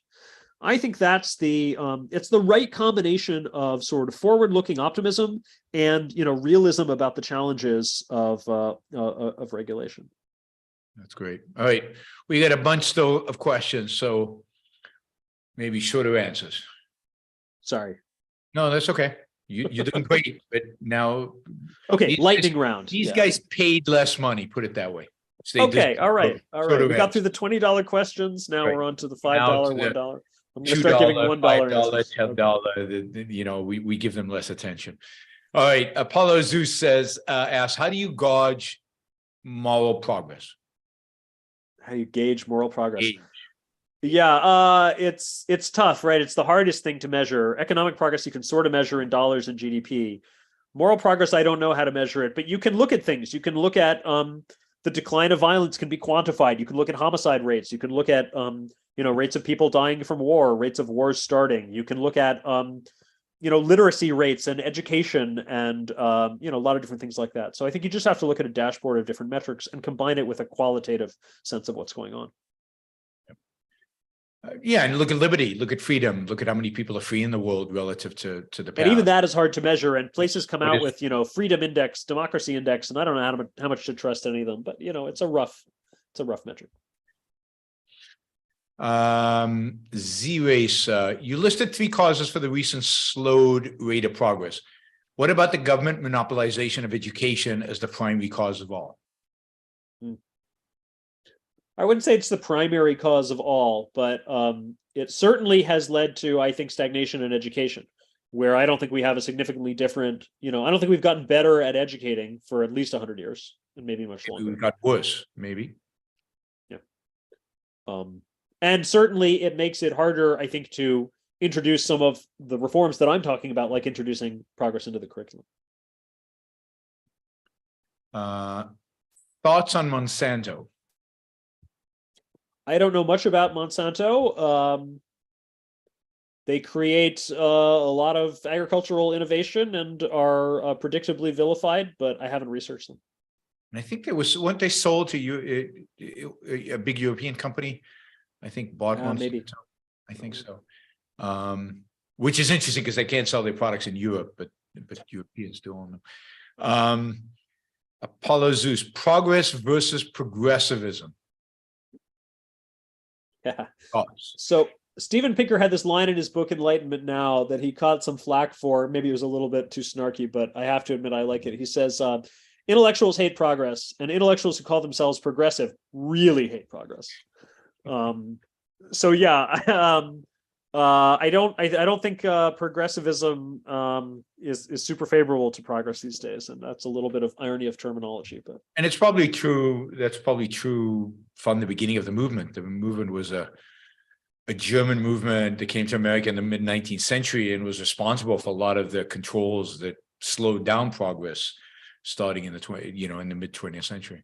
Yeah, and again, you have to. I mean, they were not progressive in the sense of wanting industrial progress. Right? Yes. They wanted what they saw as social progress. Good. All right. Boaz asks tips for burnt. He asked this question for everybody I interview, so Okay. you're qualified to answer this. Okay. Tips for burned out parents of an 8-month newborn. That's question number 1. And then how to regain back focus and energy, question number 2. And then he said, thoughts on Bitcoin tech layoffs, China, AR, VR, 3D printing, and remote work. Okay, how much did he pay $5. for all this? $5. $5. And he does it every So single that's about 10 questions. So I got about 50 cents per question. A burned out parent of an 8th month. Look, I sympathize. My kid is about 1.5 years. So get help. And ask yourself if you're doing too much. Brian Kaplan has this book called Selfish Reasons to Have More Kids. And he says, that people underrate the benefits of kids, but also they overrate how much effort you really need to put into it. So don't drive yourself crazy. I already forgot what the other questions were. How do we gain back focus and energy? Yeah, I mean, saying that's such a personal thing, right? Just figure out what works for you. Get sleep, drink water, get exercise. I don't know. I'm not an expert on this by any means. All right. I don't expect you to answer these. Emily Oster. Go check out Emily Oster. She's one of the best writers on parenting stuff. Okay. So just quick thoughts on Bitcoin, tech layoffs, China, and other stuff. Bitcoin, super interesting technology. I think, or at least the underlying kind of blockchain cryptocurrency, I think is super interesting, has potential. We'll have to see where it goes. It's got a lot of problems and is still looking for its ultimate use case, but I see actual use cases, especially if you're in the US and you don't have to deal with the international financial system. You have no idea how hard it is for people in other countries to even just buy stuff from the US because they can't even use their freaking credit cards, Tech layoffs. I don't have a lot to say there. It's cyclical. A lot of tech companies probably got overstaffed when there was easy money, and now money's not so easy anymore. Not much to say. China is really interesting, right? Because they've achieved a lot of economic progress in the last 40, 50, 60 years. And they did it without instituting laissez-faire capitalism, right? So they've it's sort of and not only that, but also apparently going back to the people don't, the lessons that people learn from facts and from history are not determined; they're contingent, right? And everybody in the West was hoping that China would naturally open up and liberalize and learn freedom by getting some capitalism, and they didn't. So we'll see. But I still think that I still think that that not opening up and not having freedom across the board, I said this might be wishful thinking or bias, but I think it's going to hamper their ability to innovate. Right, their amazing growth was mostly catch-up growth, and they have they have innovated and leapfrogged and gotten ahead in some ways. It's easy to dismiss and downplay them, and I don't want to do that too much. But you look at where is CRISPR coming from? Where are mRNA vaccines coming from? Where is where's ChatGPT coming from? None of it's coming from China. So Michael asks, how patient should I be with people who don't get objectivism before I block them? So yeah, coming back to my how do you so I don't know if you're talking about block them on social media or what, but yes. Or block them out of your life. I only do that to people who are nasty and belligerent, yep. And are just assholes, basically. I don't do that to people based on them disagreeing. I have good friends whom I adore who disagree with me very deeply on philosophy and politics, and I don't think you have to have that in order to have even a friendship, let alone blocking somebody. But if someone turns nasty, especially on social media, if they start throwing insults and just degrading the conversation, then hit the block button. Michael also says, in an objectivist world, would sporting events that went to the death be allowed? I know my answer to that. Probably not. No. No, there's no way. Yeah. You can't sign away your life. There's no contracts for slavery. There's no contracts for, so no. And nobody would want to watch them anyway. So it's a real irrelevant question because nobody would pay to watch in an objectivist world an event like that. All right, Justin asks, are Democrats or Republicans more receptive to your ideas?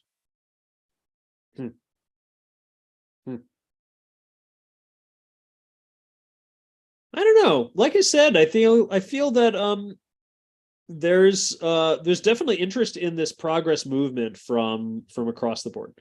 And from the left, from the right, and from the libertarians who don't feel like they're on the left or the right.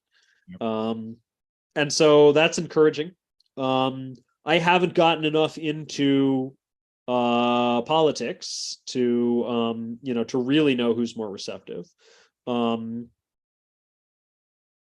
Yeah, I think we'll see as some of this stuff actually gets turned into policy, who's voting for it and who against it, who's championing it, but it hasn't quite gotten that far yet. Justin asks, is the progress movement part of effective altruism? No. They are adjacent, and I think there is some overlap. A lot of the effective altruist folks are interested in progress studies and vice versa, but they're separate movements that came from sort of independent places. I hadn't even heard of effective altruism until I was years into studying and doing progress. And I think ultimately there are some fairly different fundamental premises in there. Justin also asks, what can one do to help the progress movement? If you are in science, technology, or business, you are already helping to move progress forward. So do it and be proud of it and be ambitious with it. If you are in academia, especially in history, economics, or philosophy, progress should be a part of your work, and you should figure out how to incorporate those ideas into what you do. Mm-hmm. If you are a communicator of any kind, writer, journalist, teacher, then you should be thinking about how to communicate about progress, about the history and the philosophy of it and what we need. If you are an artist of any kind, if you write fiction or screenplays or do any sci-fi or anything, think about how to project an ambitious and optimistic vision of the future. And no matter who you are, learn, educate yourself, learn about the history and the philosophy of progress, help spread the word, and of course, donate to various causes when you see fit. Great. All right. Last question, I think. Justice says, is the anti-vax movement scary for progress? I think it's scary for health. we had almost eliminated measles in this country, and then it had a resurgence after people stopped getting vaccinated. So, yeah, I mean, I also think it's scary just because I think people are putting sort of feelings essentially ahead of a more hard-headed, rational look at things. Yeah, and I mean, ultimately, if part of progress is developing more and better vaccines, that is just going to be hampered by if people are sort of irrationally afraid of them. So yeah, I mean, I don't see a huge threat to like progress overall in other fields or something because of that, but it's only in the sense that it spreads the fear, right? So there's it spreads the fear of pharmaceutical companies, those evil companies, and that that ultimately is associated with the nuclear and with everything else. Just fear. Fear is not good for progress. And I think, by the way, that I'm starting to think that a significant part of the anti-vax is not just people maybe not having trust in science and technology, but also part of this rejection of authority and the system. Right? People don't trust the authorities anymore and the elites. And I sympathize with that. I think the elites and the authorities have done a lot to lose people's trust and sort of deserve that. But I also think some people have taken it too far, to the point where they don't trust any kind of authority, any kind of system, any kind of, the establishment. And so, vaccines are this thing that's kind of created by these big companies and then pushed by the government. And, you can't verify for yourself that it's even doing what you say it's going to do, but they tell you need it for your own good and for public health and et cetera. And it pushes all the buttons of anybody who is inclined to not trust the system and not trust the authorities. And so I think that's part of what we're seeing along, and then combine that with any sort of distrust of science and technology, and I think that's what you get. So one last question. Okay, thoughts on progress in psychology? Progress in psychology? Yeah, man, I don't know. It's one area I haven't really studied. I think that there's still so much that we don't know, and so much of a theory that we don't have. And so there's a lot of progress to be made. And I honestly don't know exactly where it's going to come from. All right. We went for 2 hours. All right. Good. Thank you, Jason. I owe you. Absolutely. Fun conversation and yes, and good questions. And thanks for having me on. Absolutely. Anytime. All right, everybody. I will see you guys tomorrow morning for our news roundup. And thanks for all the super chatters. Thanks for all the people who asked questions. It was great. And I will see you all tomorrow. Thanks, Jason. Bye. Yep. Thanks a lot.